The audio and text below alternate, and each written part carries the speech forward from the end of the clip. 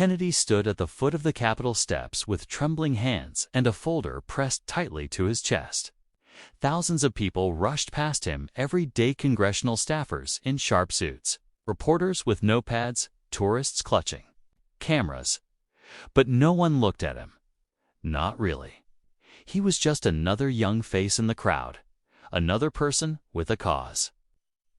Another voice trying to be heard in a place where voices echoed endlessly and often vanished into nothing. He had come too. Washington with fire in his heart and a dream that people told him was impossible. He believed the country could do better, that those in power could be reminded of the very people they had promised to serve. But for weeks, Kennedy's voice was drowned out. His letters went unanswered.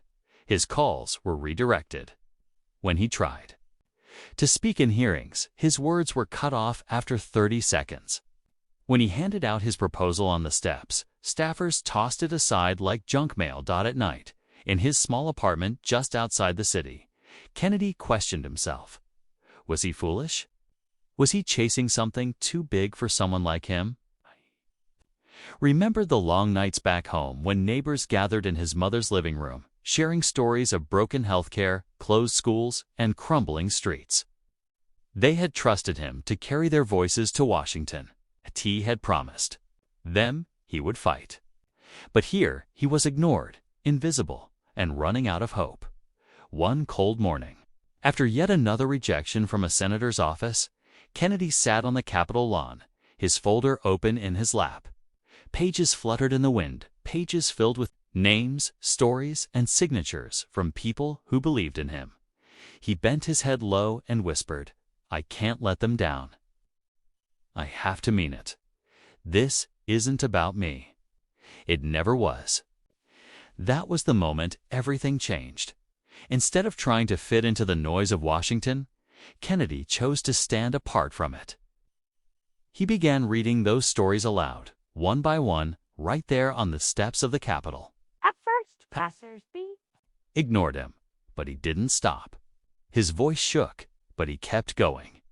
He read letters from single mothers, veterans, factory workers, and children who had scribbled their dreams in crayon.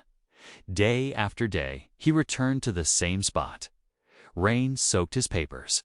Wind tore at his coat. Security officers asked him to move along, but he refused.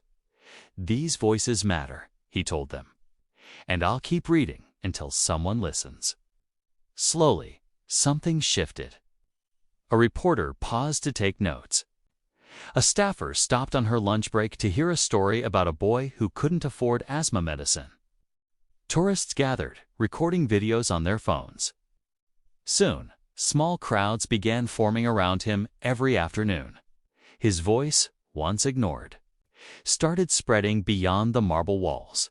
Within weeks, his readings turned into rallies. Ordinary people began joining him: teachers, nurses, construction workers, grandparents with grandchildren perched on their shoulders. They brought their own letters, their own testimonies, and Kennedy read them all. His voice grew stronger, steadier, more determined, and then, one day, it happened. A senator who had brushed him off before walked down the steps and stopped in front of him. For a long moment, there was silence. Kennedy held the letter in his hand and looked the senator in the eye. His voice did not tremble this time. "This is from Maria," he said. "She works 3 jobs and still can't afford her daughter's insulin. She asked me to bring her story here because she thought maybe, just maybe, someone would care."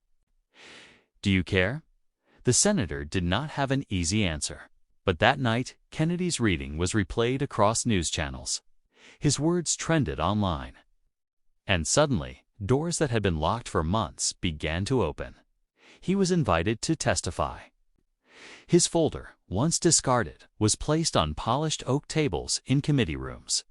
And while not every battle was won, Kennedy realized something vital.